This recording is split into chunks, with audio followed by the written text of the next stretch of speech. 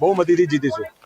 વડોદરા કોંગ્રેસના ward number 1ના તમામ ચારેય ઉમેદવારો પોતાના કાર્યકર્તા જોડે મામલતદાર ઉત્તરની કચેરી સમા તળાવ ઓફિસ ખાતે પોતાનું નામાંકન ફોર્મ ભર્યું, જેમાં ઉમેદવારોએ વિસ્તારની સમસ્યાઓને લઈને ભાજપના રાજમાં સમસ્યાનું નિરાકરણ થયું નથી, જેમાં સોનાબેન જહાભાઈ દેસાઈ, પુષ્પાબેન વાઘેલા, નિકુલ પટેલ અને અમીબેન રાવત તમામ ઉમેદવારોએ આશ્વાસન આપ્યું કે વોર્ડ નંબર 1માં જે કંઈ પણ સમસ્યા હશે તેનું નિરાકરણ અમે લાવીશું અને ફોર્મ ભર્યા બાદ જીતનો વિશ્વાસ વ્યક્ત કર્યો। દેસાઈ છે, કોંગ્રેસ પાર્ટીએ મને ઉમેદવાર તરીકે ટિકિટ આપી છે।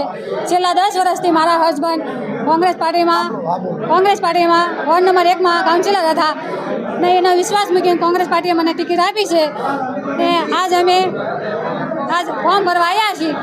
અમે વિશ્વાસ ધારે કહેવી છીએ કે અમે નક્કી 26 તારીખે વોટિંગ થશે અને 28 તારીખે જીતી જશું અને આવનારા 5 વર્ષના અમે અમારા મતદારોને જે પણ કામો હશે એના વિકાસ કરીશું। ઇલેક્શન વોર્ડ નંબર 1 એટલે કોંગ્રેસનો ગઢ, 2000ની સાલથી સાચવેલો અમારો કોંગ્રેસનો ગઢ દિવસે દિવસે વધુ ને વધુ મજબૂત થઈને આજે 5મી ટર્મમાં હું Pushpaben Vaghela election ward number 1માંથી રાષ્ટ્રીય કોંગ્રેસ પક્ષમાંથી નામાંકન ભરવા આવી છું। મતદાર પરિવાર દિવસે દિવસે ખૂબ બહોળો મોટો થતો રહ્યો છે। નગરજનોના ખૂબ આશીર્વાદ છે, ખૂબ સાથ સહકાર છે। અમારી કામગીરી એટલે 24/7 છે અને આ વખતની જે અમારી પેનલ છે એ પેનલ પણ ખૂબ મજબૂતાઈથી જીતશે એવી આજે આશાવાદ છે। મનીષભાઈ પૂછજો। વોર્ડ નંબર 1માં કોંગ્રેસની જે અમારી પેનલ છે એમાં મારા વાઈફ સોનાબેન જહાભાઈ દેસાઈ સાથે અમીબેન રાવત, પુષ્પાબેન વાઘેલા અને ડૉક્ટર નિકુલ પટેલ, અમારા 4 કેન્ડિડેટની પેનલ છે। આપ સૌ સારી રીતે જાણો છો કે વોર્ડ નંબર 1 એ અમારો કોંગ્રેસનો ગઢ છે। આ વખતે પણ જે પેનલ આવી છે ખૂબ જ સરસ પેનલ છે। જે રીતે ભારતીય જનતા પાર્ટીના શાસકોએ વોર્ડ નંબર 1થી લઈ અને વડોદરા શહેરમાં જે રોટેશનો કર્યા એમાં ઘણા બધા એવા રોટેશન કર્યા કે જે રાજકીય પ્રેરિત હતા। અમને લોકોને ચૂંટણી નથી હરાવી શકતા, પરંતુ એન કેન પ્રકારે નહીં લડવા દેવાના પ્રયત્નો કર્યા, પરંતુ એ પ્રયત્નો એમના ખરેખર ઊંધા પડ્યા છે। સારામાં સારા કેન્ડિડેટો આ વખતે વોર્ડ નંબર 1માં લડી રહ્યા છે અને જ્યારે 26 તારીખે ઇલેક્શન છે અને 28 તારીખે જ્યારે ઈવીએમમાં મતગણતરી થશે ત્યારે કોંગ્રેસની પેનલનો ભવ્ય વિજય થવાનો છે। વડોદરા શહેરમાં સૌથી પહેલો વિજય વોર્ડ નંબર 1માંથી થાય છે અને આ વખતે પણ 4 કેન્ડિડેટોનો ભવ્ય વિજય થવાનો છે।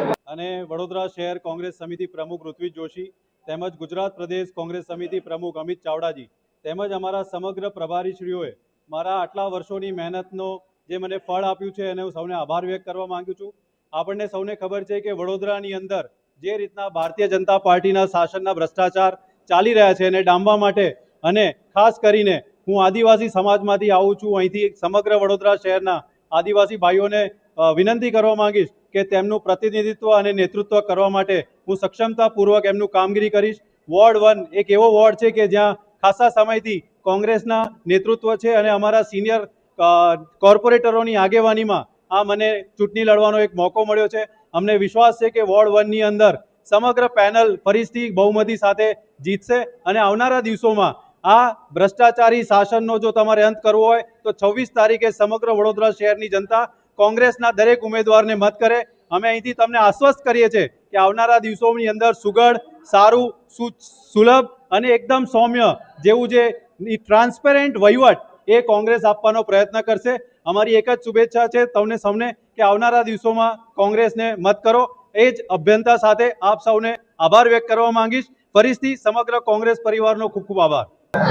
જે રીતના ઇતિહાસમાં પ્રથમવાર, ગુજરાતના ઇતિહાસમાં પ્રથમવાર કોઈ બેનને જનરલ સીટ પરથી ટિકિટ ફાળવીને કોંગ્રેસ પક્ષ ઇતિહાસ રચ્યો છે, આવા અનેક એક્સેપ્શન્સ બહેનોના એમ્પાવરમેન્ટ માટે હંમેશા કોંગ્રેસ પક્ષે કર્યા છે। આઝાદીની પહેલાંની લડતની વાત કરીએ, 74th એમેન્ડમેન્ટ એક્ટમાં 50% બહેનોને લોકલ સેલ બોડીમાં રિઝર્વેશનની વાત કરીએ કે પછી બહેનો માટે તમામ જે કાયદાઓ ઘડ્યા છે, કોંગ્રેસ હંમેશા અગ્રેસર રહ્યું છે। ઇનફેક્ટ પર્સનલ લેવલ પર તો હું કહીશ કે મને ગત વોર્ડમાં મારી મેરિટ જોઈને પાર્ટીએ લીડર ઓફ ઓપોઝિશન, બરોડાની પ્રથમ લીડર ઓફ ઓપોઝિશનનો એક ચેલેન્જિંગ રોલ આપેલો. એ સફળતાપૂર્વક કામ કર્યા પછી આ વખતે મને જનરલ સીટમાંથી કેન્ડિડેચર આપ્યું છે. હું મારા પક્ષનો તો આભાર વ્યક્ત કરું છું, સાથે સાથે મારા વોર્ડના તમામ લોકો જે 10 વર્ષથી અમને વિશ્વાસ સાથે વિજય બનાવે છે અને અમે એમના વિશ્વાસ પર ખરા ઉતરીએ છીએ. આ વખતે બી એમનો આશીર્વાદ અમારા પર રહેશે. અમારી પેનલ ફરી એક ઇતિહાસ રચશે અને જંગી બહુમતીથી અમે ત્રણેય બહેનો અને સાથી આખી પેનલ જીતશું.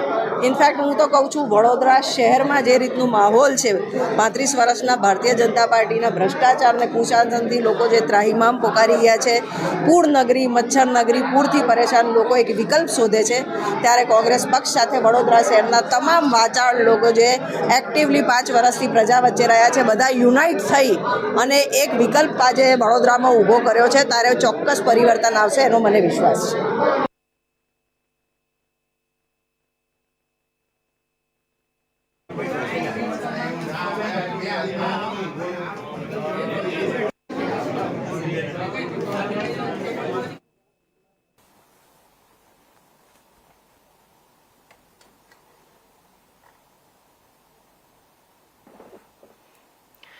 વડોદરા શહેર